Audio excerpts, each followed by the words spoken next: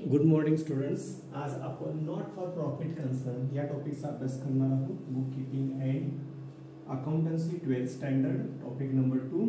तर वेटेज आहे question number 6 हा 12 मार्क्ससाठी असणार आहे आणि क्वेश्चन नंबर 1 ऑब्जेक्टिव्ह असणार आहे आणि त्यामध्ये तुम्हाला 1+1+1 असे एकूण तुमचे 1 2 3 4 असे 16 मार्क्सचं वेटेज असणार आहे. म्हणजे फर्स्ट टॉपिक हा 16 मार्क्ससाठी, सेकंड टॉपिक हा 16 मार्क्ससाठी, एकूण 32 मार्क्स आपल्याला इझिली स्कोर करता येईल with the help of first two topics. So हा जो क्वेश्चन आहे first one is find odd one. Mix question आहे, तुम्ही समजू शकता. So admission fee received, sundry income, sale of old newspaper, all these are income. आपण काय करतो, इन्कम अँड एक्सपेंडिचर अकाउंट तयार करतो आणि हे सर्व आपण इन्कम साईडला दाखवतो. कोणकोणते? Admission fee, sundry income, sale of old newspaper. आणि हा स्पेसिफिक डोनेशन आहे तो बॅलन्स शीटच्या लायबिलिटी साईडला येणार आहे. हा specific donation for building, donation for library, donation for sports material. So specific donation असेल तर ती कॅपिटल रिसीट म्हणतात आणि ही सगळी कशी आहे तुमची रेव्हेन्यू रिसीट आहे. Next one is audit fees, insurance, medical expenses, sundry receipts. Actually audit fees income वाटते पण इन्कम नाही, हा एक्सपेन्सेस आहे. All these are going to show on debit side of income and expenditure. हा expenditure आहे, हा सुद्धा एक्सपेंडिचर आहे, हा सुद्धा एक्सपेंडिचर आहे. हे सर्व खर्च आहे आणि हा काय तुमचा इन्कम आहे, म्हणून आपण दिस वन इज ऑड.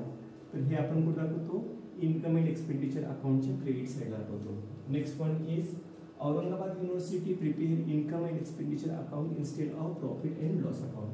लक्षात घ्या, any university, any college, any hospital, any charitable institution और any trust, they are going to prepare income and expenditure account. They are going to prepare income and expenditure account. They are not going to prepare profit and loss account. म्हणजे trading concern काय करतात, profit and loss account तयार करतात आणि non trading concern काय, income and expenditure करतात. दोन्ही अकाउंटचं जे नेचर आहे ते आहे तुमचं नॉमिनल अकाउंट. दोन्ही एकाच रूलच्या आधारे चालतात. तर दोन्हीचा रूल्स काय, debit all expenses and losses, credit all income and gains. डेबिटला आपण खर्च दाखवतो, क्रेडिटला इन्कम दाखवतो, फक्त हेडिंगमध्ये फरक आहे. इन्कम अँड एक्सपेंडिचर म्हणतो नॉन ट्रेडिंग कन्सर्नच्या बाबतीत आणि प्रॉफिट अँड लॉस अकाउंट हे कोणाच्या बाबतीत म्हणतो आपण, ट्रेडिंग कन्सर्न जे असतात. जसे की एखादं पार्टनरशिप असोसिएशन असेल, सोल ट्रेडिंग कन्सर्न असेल किंवा आणखीन एखादी कंपनी असेल, ते काय करतात, ट्रेडिंग अकाउंट तयार करतात, प्रॉफिट अँड लॉस अकाउंट तयार करतात. पण या ठिकाणी आपण इन्स्टिट्यूशन बघतो, चॅरिटेबल ऑर्गनायझेशन बघतो, त्या काय करतात, इन्कम अँड एक्सपेंडिचर अकाउंट करतात. A sum of money, goods or any asset given to someone voluntarily without any compensation is called donation. म्हणजे कोणत्याही गोष्टीची अपेक्षा न ठेवता एखादी असोसिएशन असेल, एखादी ऑर्गनायझेशन असेल, आपल्याला गुड्स देत असेल, मनी देत असेल किंवा एखादी असेट देत असेल, त्याला आपण काय म्हणतो, डोनेशन असं म्हणतो. Means we get all this things free of cost. आपल्याला पैसे मोजावे लागत नाहीये. ठीक आहे, नेक्स्ट क्वेश्चन बघूया. Donation received for specific purpose, त्याला स्पेसिफिक डोनेशन असं म्हणतात. हा जो क्वेश्चन खूप वेळा एक्झाम मध्ये विचारलेला आहे. तर समजा आताच मी सांगितलं, जसं डोनेशन फॉर बुक्स असेल, डोनेशन फॉर स्पोर्ट्स मटेरियल असेल, डोनेशन फॉर लायब्ररी असेल किंवा डोनेशन एखाद्या स्पेसिफिक कारणासाठी असेल, त्याला आपण स्पेसिफिक डोनेशन असं म्हणतो. कॅपिटल रिसीट म्हणू नका, दॅट इज लॉंग आन्सर, जरी तुमच्या बुकमध्ये दिलं असेल तरी. Bank overdraft, library book, stock of drugs. Actually जर बघितलं तर this is our current liability and this is asset and this also asset. तर आपलं ऑड काय आहे तुमचं, बँक ओव्हरड्राफ्ट आहे. Next one, cash receipts which are recurring in nature is called revenue. हा वर्ड खूप इम्पॉर्टंट आहे. म्हणजे एखादं इन्कम आहे जे रिकरिंग आहे, means we are getting again and again, that is called revenue receipt. जर एखादं इन्कम आहे आपल्याला परत परत भेटत असेल तर त्याला आपण काय म्हणतो, रेव्हेन्यू रिसीट असं आपण म्हणतो. नंतर donation received for specific purpose. आताच हा क्वेश्चन आपण लर्न केलेला आहे. Excess of income over expenses. आपल्या सर्वांना माहिती आहे आपण काय करतो, इन्कम अँड एक्सपेंडिचर अकाउंट करतो. एक्झामिनेशन मध्ये कंपल्सरी आपल्याला इन्कम अँड एक्सपेंडिचर अकाउंट करायचं आहे. तर सरप्लस केव्हा येतो, जेव्हा इन्कम साईड जास्त आहे. समजा या ठिकाणी आपण असं कन्सिडर करूया की आपलं डोनेशन आहे, जनरल डोनेशन आहे समजा 100 रुपीज, आणि आपल्याला एक खर्च आहे समजा सॅलरी आहे एक 20 रुपीज, मग इन्कम किती 100 आहे आणि सॅलरी किती आहे तुमची 20 आहे. जो काही डिफरन्स आहे त्याला आपण काय म्हणतो सरप्लस असं म्हणतो. Means excess of income over expenditure is known as surplus. आता excess of total asset over total liability. आता सेम टू सेम आपण जसं आता मगाशी केल्याप्रमाणे बॅलन्स शीट आहे, बॅलन्स शीटची ही असेट साईड आहे. समजा या साईडला फर्निचर आहे, फर्निचर आहे समजा 100, मशिनरी आहे तुमचा 50, आणि या साईडला फक्त एकच आहे तो म्हणजे समजा आउटस्टँडिंग रेंट आहे समजा, आणि तो आहे 10 रुपीज. तर काय झालं या ठिकाणी 150 150 150 मायनस 10 म्हणजे किती 140. त्याला काय म्हणतो आपण या ठिकाणी कॅपिटल फंड असं म्हणतो. Capital fund means excess of assets over liability, म्हणजे असेट जास्त आहे आणि लायबिलिटी कमी आहे, त्याला आपण काय म्हणतो कॅपिटल फंड असं म्हणतो. त्याच्यानंतर आपल्याला बघायचं पुढे नेक्स्ट आहे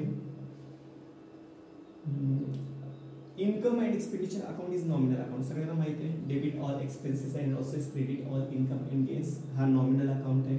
receipt and payment account real account आहे.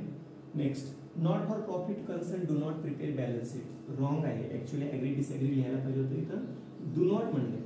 मग नॉट फॉर प्रॉफिट असेल किंवा प्रॉफिट कन्सर्न असेल, every concern is going to prepare balance sheet, so this is wrong. याला आपण काय म्हणू शकतो डिसॲग्री. नेक्स्ट पुढे not for profit organisation is called service organisation. याला आपण कुठल्या ऑर्गनायझेशन असं म्हणतो सर्व्हिस ऑर्गनायझेशन असं म्हणतो. त्याच्यानंतर पुढे बघूया purchase of stationery is revenue expenditure. बघा ते एक एक्झाम्पल राहिलं असेल, purchase of machinery, purchase of building. जर मशीन असेल, बिल्डिंग असेल, फर्निचर असेल, इक्विपमेंट असेल, कम्प्युटर असेल, तर त्याला आपण काय म्हणतो कॅपिटल एक्सपेंडिचर असं म्हणतो. म्हणजे असेट खरेदी करण्यासाठी जो काही खर्च करतो त्याला कॅपिटल एक्सपेंडिचर म्हणतात. आणि एखादं स्टेशनरी असेल, रेंट असेल किंवा any expenses which is we are going to show on expenditure side of income and expenditure account is called revenue expenditure. हा जो खर्च आहे तो पुन्हा पुन्हा करावा लागतो, त्याला आपण रेव्हेन्यू एक्सपेंडिचर असं म्हणतो. Receipt and payment account is we are going to classify it into the category of real account. Real account rules काय debit what comes in, credit what goes out. तर receipt and payment account is like a cash book. हा कुठला तुमचा cash book सारखा असतो, आणि cash book कशामध्ये मोडतं रिअल अकाउंटमध्ये मोडतं. Subscription received in advance during the year is non as liability. जर आपल्याला ॲडव्हान्समध्ये सबस्क्रिप्शन मिळालं असेल तर ते आपण बॅलन्स शीटच्या लायबिलिटी साईडला घेतो. Subscription received, sundry received, interest received, audit fees. जर तुम्ही बघितलात तर हे सर्व इन्कम आहे, हे आपण इन्कम साईडला दाखवतो, आणि हे ऑडिट फीज आहे ते मात्र आपण एक्सपेंडिचरला दाखवतो. म्हणून audit fees our expenditure remaining or income, so this is odd one. Surplus, deficit, net profit, capital fund. तर surplus, deficit, surplus means net profit, deficit म्हणजे नेट लॉस, आणि कॅपिटल फंड हे सगळे कसे तुमचे नॉन ट्रेडिंग कन्सर्नशी रिलेटेड आहेत. आणि net profit आपण काढतो ते कुठं ट्रेडिंग कन्सर्न म्हणजे पार्टनरशिप फंड अकाउंटमध्ये, म्हणून हा ऑडमध्ये आला. The closing balance of receipt and payment account usually represent cash and bank balance. Closing असेल किंवा ओपनिंग बॅलन्स असेल तर तो कॅश ॲट बँक किंवा बँक बॅलन्स असतो. The receipt which are not recurring in nature. हा नॉट हा शब्द असेल तर कॅपिटल एक्सपेंडिचर. मग अशी जो शब्द आला तो रिकरिंग असेल, पुन्हा पुन्हा खर्च करत असेल तर त्याला रेव्हेन्यू असं म्हणतात. आता व्हॉट इज लेगसी. आता लेगसी म्हणजे काय ते आपण बघूया. तर बघा लेगसी म्हणजे काय.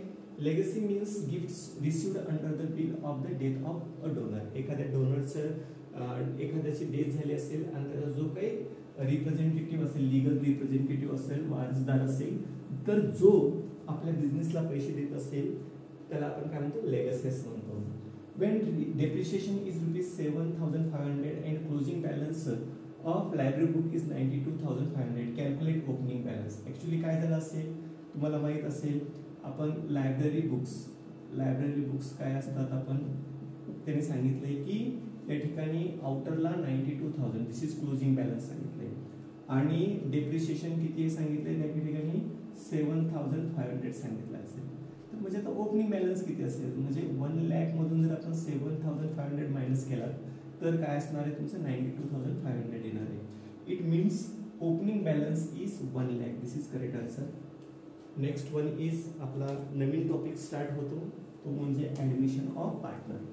So that part we will learn in next video.